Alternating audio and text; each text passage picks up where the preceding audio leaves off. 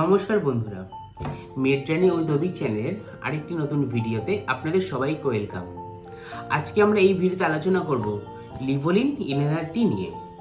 এই ভিডিওতে আমরা জানব এই ইনহেলারটির কাজ কি, ইনহেলারটি কী কী দিয়ে তৈরি, ইনহেলারটি কীভাবে ব্যবহার করবেন, ইনহেলারটির কোনো সাইড এফেক্ট আছে কি না, এই সব কিছু এই ভিডিওতে আলোচনা করতে চলেছি। তাই ভিডিওটি প্রথম থেকে শেষ পর্যন্ত দেখতে থাকুন। আর ভিডিওটি যদি আপনাদের ভালো লেগে থাকে তাহলে ভিডিওটিতে একটি লাইক করবেন ও এই রকম নানান ধরনের মেডিসিন সম্বন্ধে জানতে গেলে চ্যানেলটিকে সাবস্ক্রাইব করে পাশে থাকা বেল আইকনটি প্রেস করবেন। আর আপনারা যদি কোনো মেডিসিন সম্বন্ধে জানতে চান তাহলে কমেন্টে গিয়ে অবশ্যই জানাবেন। তাহলে শুরু করা যাক। লিভোলিন হলো ব্র্যান্ড নেম আর এর কম্পোজিশন হলো লিভোসালবুটামল। ইনহেলারটিতে লিভোসালবুটামল আছে 50 mg। ইনহেলারটি তৈরি করেছে সিপ্লা ল্যাব। ইনহেলারটির দাম আছে 282 টাকা 53 পয়সা।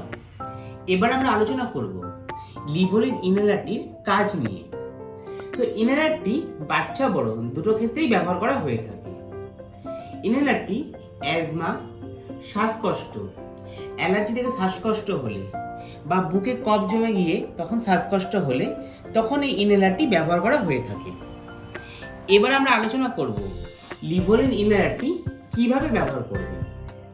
পেশেন্টের কন্ডিশনের উপর ডিপেন্ড করে ইনহেলারটির ডোজ নির্ধারিত করা হয়ে থাকে।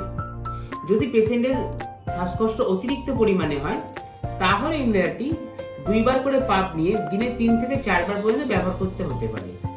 আর যাদের ক্ষেত্রে কম হয় তারা 1 থেকে 2 বার ব্যবহার করতে পারে। এবার আমরা আলোচনা করব লিভোলিন ইনহেলারটির সাইড এফেক্ট নিয়ে। তো ইনহেলারটিতে তেমন কোনো রকম সাইড এফেক্ট দেখা যায় না। তো বন্ধুরা, এটাই ছিল লিভোলিন ইনহেলারটি সম্বন্ধে সম্পূর্ণ তথ্য।